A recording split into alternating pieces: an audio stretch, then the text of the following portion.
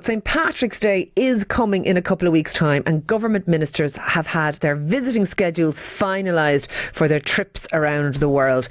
But how important is a state visit? Not only in the context of St Patrick's Day, but also as a general concept. Does it actually make any real difference?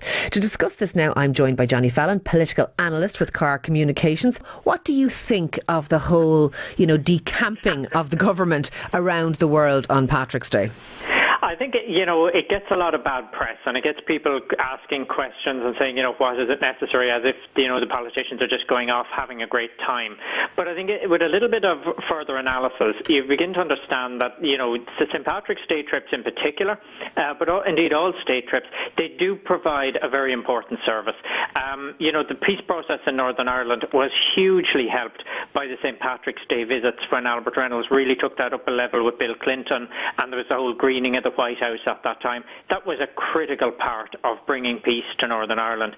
But it is quite unique and remarkable how widely celebrated St Patrick's Day is outside of Ireland.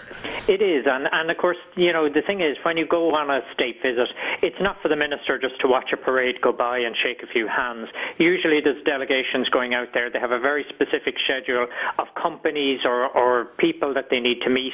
Now, any business person will tell you, if you want to do business with somebody in Spain or Germany or Mexico or China or Ireland, there's no point sending them an email and asking them to do business. You have to go visit them. You have to sit down with them. You have to show that level of interest. And that's where this really comes into its own. What about the other way around? What about state visits of people coming here? Well, of course, what always happens with those visits like that, it depends. There is a little bit of a dynamic as to which is the bigger country or the bigger person coming. So, in the same way as Ireland going to the US is a great opportunity, for smaller or less well-known countries coming to Ireland where they may want to open a market, that's important for them to get the opportunity to come to Ireland and try get into there or get access to an Irish market.